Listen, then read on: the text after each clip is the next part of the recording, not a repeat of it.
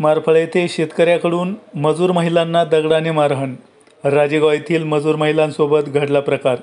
वंचित बहुजन आघाडीची मागणी, आरोपींना तात्काळ अटक करा. विष्णू देवकते. राजेगाव येथील महिला कामानिमित्त मारफळ येथे गेल्या होत्या. त्यांनी काम लवकर उरकले व ठरल्याप्रमाणे गुत्त्याचे पैसे मागितले. शेतकऱ्याने दिले नाही, हुज्जत घातली व दगडाने मारहाण केली. ही घटना गेवराई तालुक्यातील मारफळे येथे घडली. गेवराई विधानसभा मतदारसंघातील राजेगाव येथील वंचित समूहातील महिला या खुरपणीसाठी मारफळा तालुका गेवराई येथे गेल्या असता राजेगाव येथील काही महिला मारफळा तांडा येथे शेतात खुरपणीसाठी गेल्या. त्यांनी खुरपणीचं काम गुत्त घेतलं होतं. महिलांनी दिवसभर दुपारी जेवण न करता न बसता खुरपणीचं काम पूर्ण केलं. काम पूर्ण झाल्यानंतर तुम्ही एवढ्या लवकर खुरपणी कशी काय केली म्हणत शेतकऱ्याने पैसे द्यायला नकार दिला.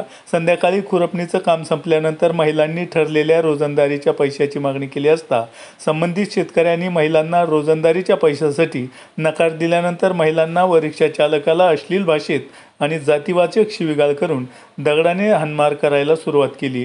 या मारहाणीमध्ये काही महिला जखमी असून त्यांच्यावर उपचार सुरू आहे.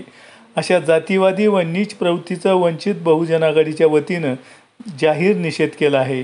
यावेळी वंचित बहुजन आघाडीचे नेते इंजिनियर विष्णूदादा देवकते, वंचित बहुजन आघाडीचे गेवराई तालुकाध्यक्ष पप्पू गायकवाड, तालुका महासचिव किशोर भोले, पप्पू वावळ, अखिलभाई, वंचित बहुजन आघाडी पदाधिकारी व कार्यकर्ते यांनी राजेगाव येथे जाऊन मारहाण झालेल्या महिला भगिनींची व रिक्षा व चालक व त्यांच्या कुटुंबियांची भेट घेऊन सर्व कुटुंबियांना धीर दिला.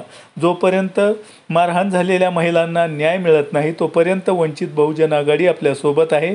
ज्या वेळेस कुठलीही अडचण निर्माण होईल त्यावेळेस वंचित आघाडी तुमच्या पाठीशी खंबीरपणे उभी राहील असा शब्द दिला.